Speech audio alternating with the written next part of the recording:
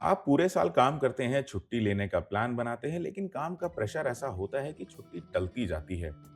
और फिर एचआर जो है वो साल के आखिर में एक लाइन लिख देता है या दिखा देता है कि योर लीव्स हैव लैप्स्ड, यानी जो छुट्टियां आपने कमाई थी वो बिना इस्तेमाल के खत्म हो गई हैं। और यही सबसे ज्यादा दुख होता है। लेकिन अब ये कहानी बदलने वाली है, क्योंकि 2026 के नए लेबर कोड के बाद आपकी छुट्टियां बर्बाद नहीं होंगी, बल्कि वही छुट्टियां आपकी कमाई बन सकती हैं। अब सवाल ये है कि ये कैसे होगा? पहले समझिए नया नियम आखिर कहता क्या है। अब आपको हर साल की छुट्टियों में से अधिकतम 30 दिन तक की लीव अगले साल कैरी फॉरवर्ड करने की अनुमति होगी। लेकिन अगर आपकी छुट्टियां 30 दिन से ज्यादा बचती हैं, तो वो लैप्स नहीं होंगी, बल्कि कंपनी उन एक्स्ट्रा छुट्टियों का पैसा आपको देना पड़ सकता है। अब जरा इसे एक एग्जाम्पल से समझिए।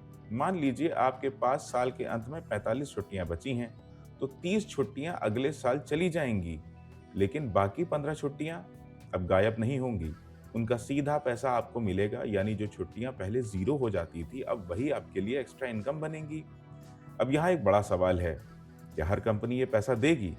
देखिए, नियम साफ है, अगर छुट्टियां लिमिट से ज्यादा हैं तो उनका एनकैशमेंट करना होगा। लेकिन कंपनी की पॉलिसी भी रोल प्ले करेगी, इसलिए एचआर पॉलिसी समझना अब और जरूरी हो गया है। अब एक और सिचुएशन समझिए। अगर आपने छुट्टियां मांगी, लेकिन आपके बॉस ने उसे रिजेक्ट कर दिया, तो क्या होगा?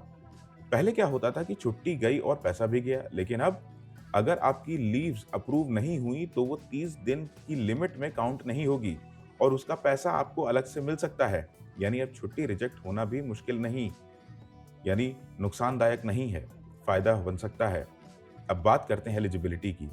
पहले आपको लीव बेनिफिट्स के लिए लगभग 240 दिन काम करना पड़ता था, लेकिन अब ये लिमिट घटाकर 180 दिन यानी करीब 6 महीना कर दी गई है। यानी अब नई नौकरी में भी आप जल्दी एलिजिबल बन जाएंगे।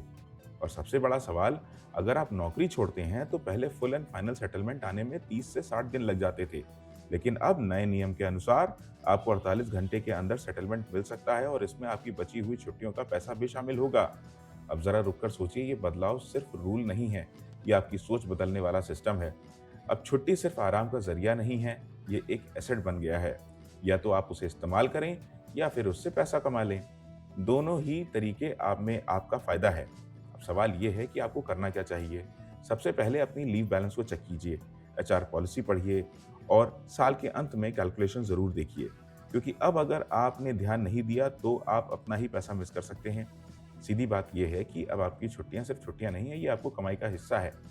और अगर आप स्मार्ट हैं तो आप इसे सही तरीके से यूज कर सकेंगे। मैं हूं मयंक कुमार।